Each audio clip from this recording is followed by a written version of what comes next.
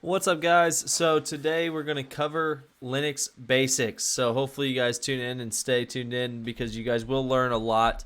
One thing I notice a lot about people that use Linux is a lot of people know how to kind of get around in Linux because that's usually the first thing you have to learn, right?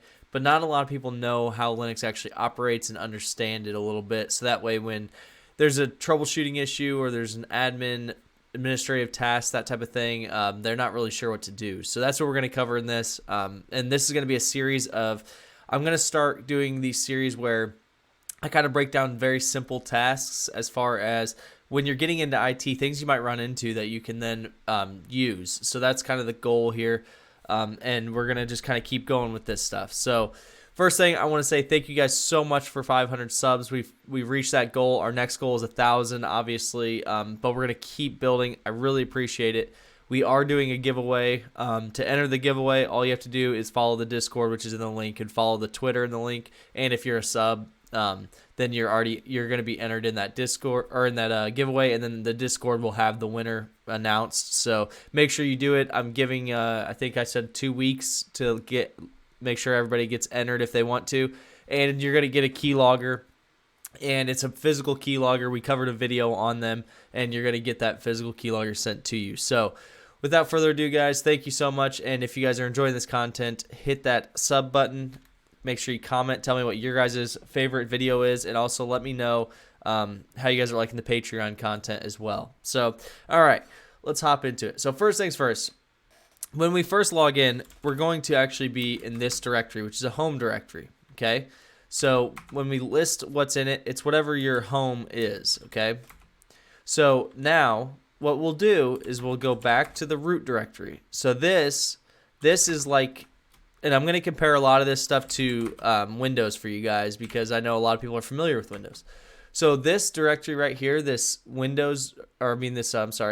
directory, this is very much like your Windows C. So like if you open a file explorer and went to my PC and then C, the C drive, this is what it's like. This is where everything is stored from this point on, okay?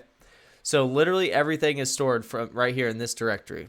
And don't worry, guys, if you guys don't know how to get around in Linux, like you don't know the ls cd command, all that stuff I just typed, I am going to do a video on that as well as bash scripting and all of that stuff. But I want to cover the basics of how Linux runs and so that you guys understand what you're looking at.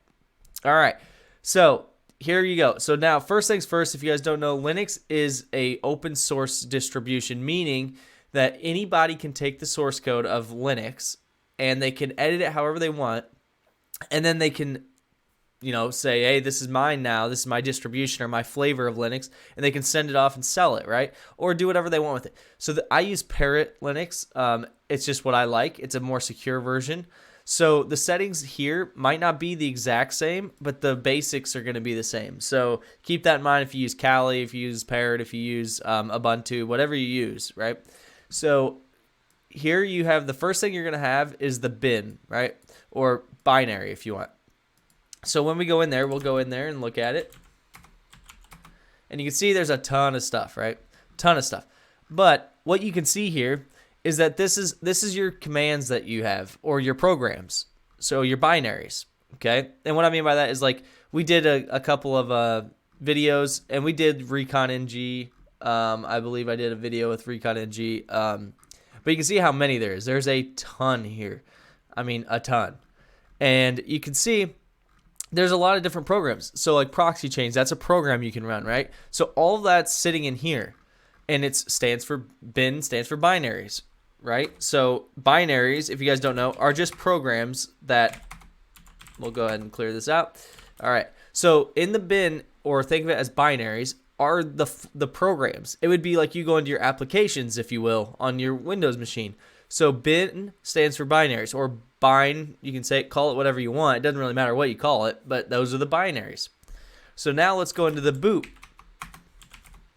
Okay, so you can see here, this is actually VM images, but so you can see this is the boot settings. So what I mean by that is this is actually the images, right here. Like you can see, that's a .image.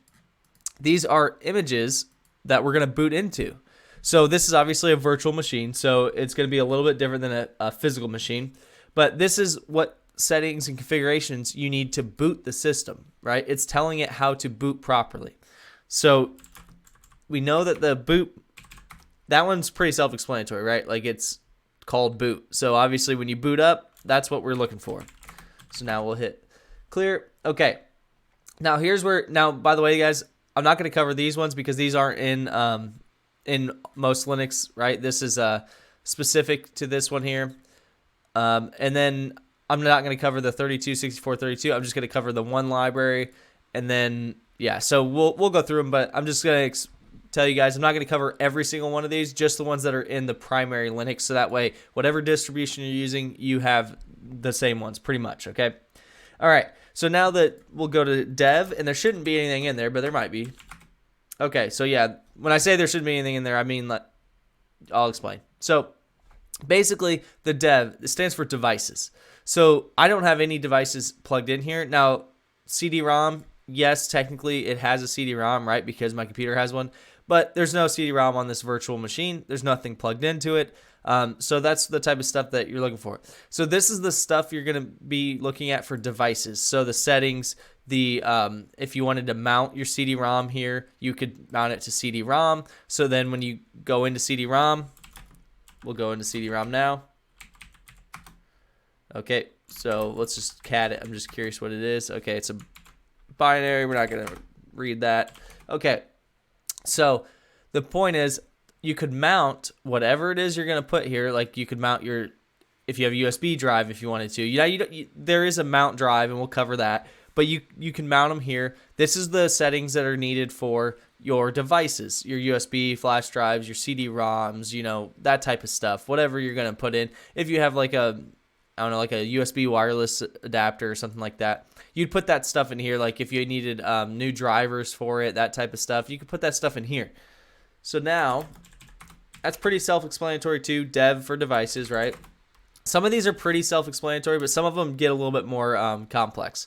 So now, if you're familiar with Linux, you'll probably be familiar with the etc, is what most people call it. But this, the way I think of it, now I don't know if this is actually what it stands for, but the way I think about it is etc, right? Now everyone calls it the etc file, but think about it as kind of like, this is, I think of it as etc, as in like this is the stuff that doesn't have necessarily a place elsewhere, right? Even though that's kind of not true, but that's just the way I think about it to always remember. So what this is going to do is this is basically most of your configuration files for different programs, different things like that on your, so like you can see, I mean, most of them are labeled.conf. So like for instance, cron tab, right? So we know cron tab is used to schedule tasks. So where else would that really belong? It's not really, you know, it's not really a binary. It's not really, it's just more of a task, right? So that kind of helps. Host name, host allow, host deny. Like this is the etc file. So obviously the password, we know that that's your users. And then if we did an ls-a, we'd get the shadow file, which is where the passwords are actually stored. This type of stuff. So think about it as the etc file is pretty much what doesn't necessarily fit into other places, but it's also something, it's a lot of configuration files. So you're going to be in here a lot as an admin. You're going to be dealing with a lot of this stuff, especially with cron tab if you have tasks that you're actually planning and things like that. So there's a lot to be said for in here, but also it's important that you know just kind of what you're looking at. Like SE Linux, if you guys don't know, that's a Red Hat version. Secure Linux is all it is. Like that's a file that doesn't necessarily belong in some of the other stuff. So this is kind of the way I think about it, is what's left. Now, there's probably easier ways, but that's just easy because I think of etc. And then I think of like, okay, well, what doesn't really belong in like, you know, the mount drive or whatever, you know, that type of stuff. So, all right. So now, let's go ahead and clear. Whoops. If I could spell clear, that'd be great. There we go. Okay. So, and I did it again. Okay. So now let's go to the home directory. The home directory is pretty self-explanatory as well. So the home directory is whatever user, you can see I'm the only user on this machine, but whatever users you have, typically you could set it to not, but most of the time they're going to have their own user or home directory here. Now, when that happens, usually as soon as you log in, you're put in your home directory. So your home directory, 90% of the time, like I said, because you can change it, what it's going to do is it gives every user a directory that they can then read, write, and do whatever they want to. But then other users can't go into it and start messing with it, right? So it's kind of like if you guys have share drives at your work or at school or whatever, and you use those and nobody else can access them. That's kind of what this is, but root can access everything, obviously. So home directory, pretty simple. It's going to have your typical files that every user gets, and then whatever you put into it. So let's go ahead and clear. Home directory is pretty easy. All right, so we're going to skip the image file or the images, and we're going to go to lib. All right, so let's go ahead and ls it. All right, so you can see there's kind of a lot of stuff here, but it is what it is. All right, so first thing we're going to go ahead and look at here, if we can. I'm trying to see if I can find a specific file. Nope. Okay, whatever. All right, so first things first here.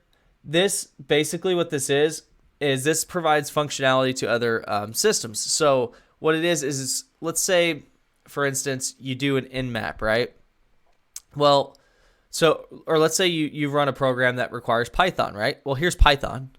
So it has to reach into your library, right? So what that means is it's not really a configuration file, because a configuration file tells an application how to boot up, right? What it needs to do. But the configuration file might say, oh, we need to run this with Python, so reach out to library and get Python, right? So that's a good example of this is a library of tools that you're going to need to use with other tools, basically, other applications. So hopefully that makes a little bit of sense to you guys.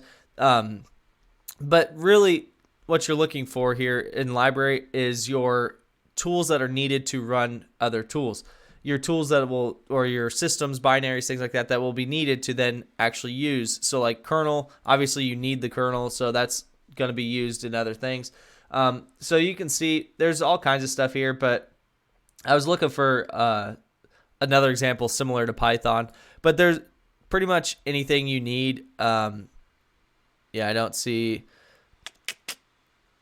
really see much else. SSL, like that's a big one. SSL, if you're running a program on an encrypted channel or something like that, and you want SSL, Nginx, that's a web server, that type of stuff. If you want to run something and you want to use SSL, it'll have to reach out to the library, right? So if you're downloading things that you want to put into the library, just keep that in mind keep that format, right? So make sure it's something that you're going to use to better run a tool. So like dependencies, things like that. That was the word I was looking for earlier that I was stuck on, is dependencies. All right, so media. So this one's pretty simple. We'll go ahead and go into it. Yeah, and I don't have anything in there, which I didn't expect to. But so basically this is where, so before we had devices. That's where you're going to have like your drivers and things like that for your devices. Media is where you're going to actually mount them if you wanted to. Now, again, this is all subjective because there is a mount, and we're going to cover that just in this as well. Basically, media is going to be like, hey, I want to be able to access my CD drive from here, right? So I'd mount it I'd be like mount, and then my CD drive to media. And then when I did that, when I go to ls into media, it's going to show whatever contents are on my CD drive or flash drive, whatever.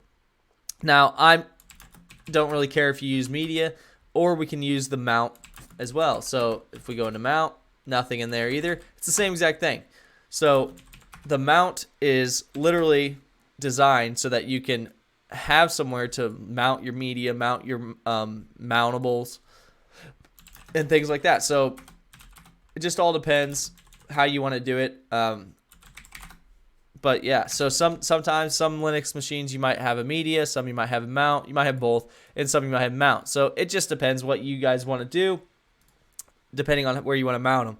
Now keep in mind, Linux, it's not the same as Windows where you plug something in with the USB and boom, it all works, right? You have to mount them to basically access the files. So that's giving you a location to mount them that you don't have to create, meaning I don't have to go into this directory and make one and then mount it that way. All right, so now we've done mount. Excuse me, guys. Ugh. Geez, sorry. All right, so now we'll go into op. All right, and you can see all we have is Microsoft in there. Okay, so it's just PowerShell. So this is interesting because this one here isn't on all Linux machines, right? So some Linux machines use it, some don't. You'll run into it sometimes you won't. But basically what this is optional content, if you will. That's the way I think about it, optional.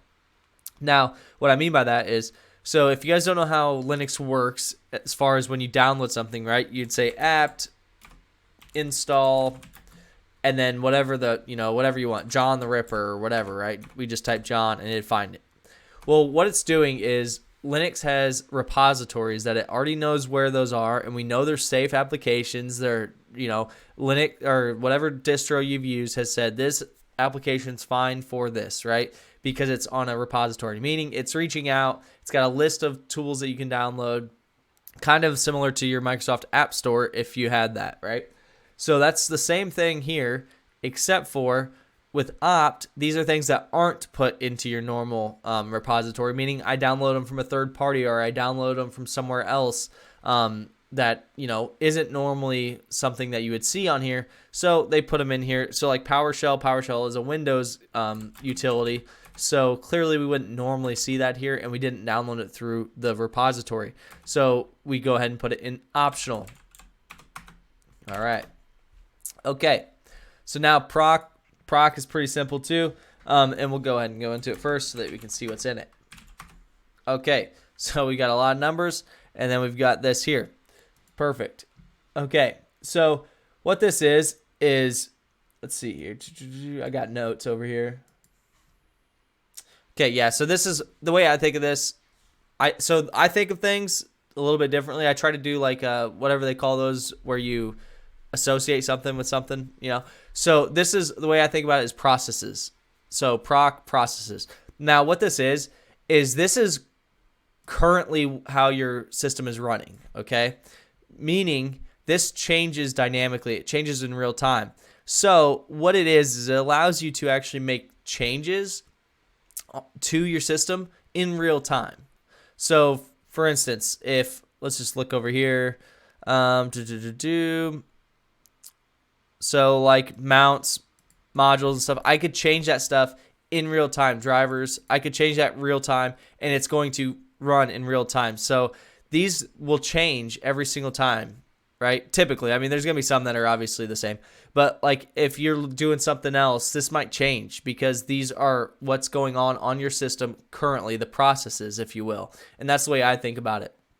So I wouldn't mess around here unless you really know what you're doing, because you can probably mess your system up pretty good. But that's just me. All right, so Proc Processes. Think of it that way. Okay, root's pretty easy. We'll go into it. All right, so root, it's just root users home directory. It's that simple. So it functions the same as a home directory. Difference is it's for the root user. Typically, the only person with that access is the actual root user. Not now, I have access to it because I'm the only user and I'm considered myself as root, but yeah, you typically won't have access to that. Okay, so let's go ahead and clear. Okay, so now we have run. So the run one, we'll look at it and we'll see, but see if we got anything. Okay, let's see what we got. Blah, blah, blah, blah, blah, blah, blah. Okay.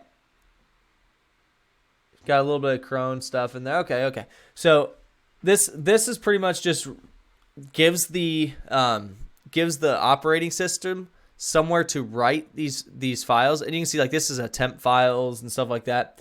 So what it does is it allows the operating system to basically run what it needs to and write to it. So it has to have somewhere to write, to save information temporarily or whatever. So when it boots up, when the system boots up, it's going to write these to here. The reason for this is because it's taking these files, these configurations and things that it's being told, and it's got to have somewhere to store that information, even if temporarily, so you have like your temp files and things like that. So these might change depending on if you make system changes and things like that. These might change quite often. It just depends on your system, how often things change in it, and that type of stuff. So keep that in mind. You shouldn't have to mess around in the run very often unless you have some serious issues. But all right, so now sbin, same thing as the bin that we covered earlier. The difference is really the only difference is that the S is pretty much the system administrator's bin. So it's same exact thing. 90% of the time, if you're using a system like mine where I'm the sole user, right, because it's a VM or whatever, you're going to be able to control sbin too. Now, if you're on an enterprise environment, meaning you have like system administrators versus users, that type of stuff, then from there you might have to dive into the sbin if you're the admin versus if you're a regular user, but that's a little bit more advanced. Just understand that it's the same as the bin, just for system administrators pretty much. Okay, so what's next? Serve. Okay, so let's look into it. And we've got nothing in here. Okay, perfect. So this here, the serve is used to contain data files for services, so provided by the computer. So what that means, there's not really much in here, but if the services were needed to provide me anything, this is where it would be. I don't really have any services running on this machine, but if you had, custom services and things like that, and you needed, let's say those services had error messages and stuff like that you want to look at, or logs and stuff, you could throw those in here, meaning the service would have to be built that way, but you get what I'm saying. All right, so now, what else we got? Sys. Okay, so cd sys. Okay, so here you can see we've got some interesting stuff. All right, and this is very similar to services, but it's just going to be system stuff. So like you can see, devices, what devices, we don't have any devices connected, but it's going to give you information about them. Firmware, it's going to give you information about them, what kernel you're using, all that stuff. So this is where it's storing system information, right? Pretty simple, pretty easy. And again, you shouldn't have to mess with this stuff very often. Typically, it's just good to know the information's there, so if you're looking for it. All right, and then temp. Temp is exactly what it says. Temporary. So temporary, usually everyone has read-write access to. That's important because if you're looking for, as a hacker or as anybody, a folder that you can read and write and access, temporary usually can. Now, temporary, keep in mind, is simple, but it also on reboot deletes. So it's just going to hold the data until it reboots, and then it's see you later, right?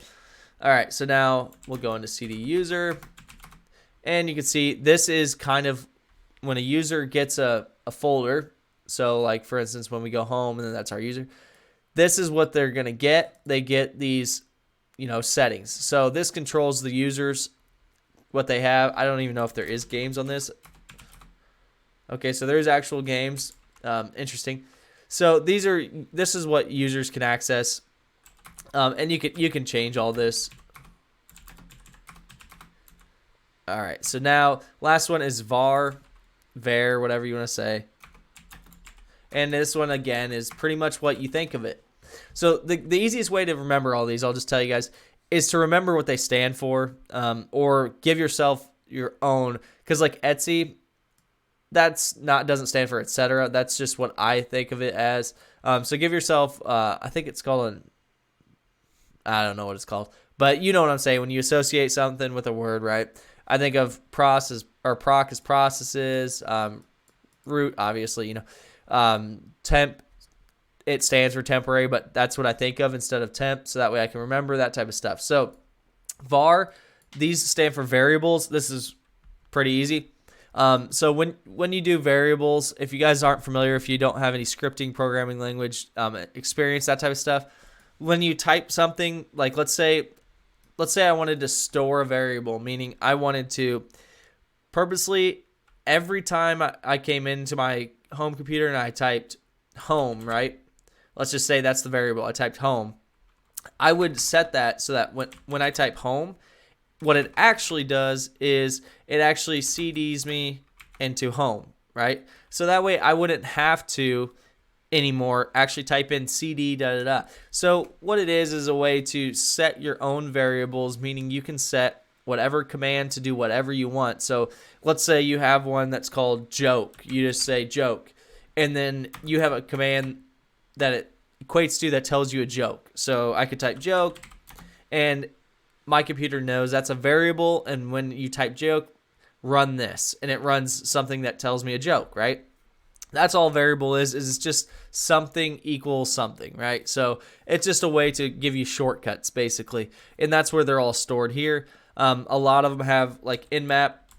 That's basically, that's known that when I type nmap, run the nmap command. You know what I mean? So that type of stuff is a variable, because if I wanted to actually run nmap and it didn't have a variable set, right, I'd have to go to where the nmap binary is and run it like this, where now I don't have to do that. I can just type nmap. So that's where the variables are stored. Pretty simple, pretty easy. And yeah, that's pretty much the file structure of Linux, guys. It's super simple once you think about it. The hardest part about the file structure of Linux is if you have an admin or someone that doesn't understand it, and they've been working on it for a couple years or whatever, and so you're like, okay, well, let's say, oh, so they probably stored, the boot, it's a boot file, they probably put it in boot, right? And it's something they changed or something, right? But then you find it in their home directory or something like that. Like, that's the hardest part, is if someone doesn't understand it, they'll store it in wherever because they don't know, and you have to now find that stuff. So that's usually the hardest part, but regular Linux that comes on a clean install usually isn't too difficult to understand once you start diving into it. Usually a quick Google search, if you're looking for something specific, will tell you, like if you're looking for logs and things like that. So hopefully you guys liked it. Hopefully you guys keep liking the content. The next video I think we're going to do is like traversing Linux, getting around, doing basic tasks and stuff. Now keep in mind, this is going to be Linux basics, but I'm going to gear it towards hackers because that's what my channel is. So you're going to see a lot of like, this command does this, but then some people might be like, well, you didn't cover this command. It's because that's not what I'm gearing it towards, right? So keep that stuff in mind when you guys watch these. That is geared towards hackers. Hopefully you guys enjoy it, and hopefully you guys keep liking it. Like the button, and make sure you comment. Tell me what your guys' experiences with Linux, and also let me know what your guys' favorite distro is, because there's so much argument about Kali, Parrot, everything. Red Hat's a good one too, but that one costs money, So let me know what you guys think, and thanks for watching, guys. I really appreciate you.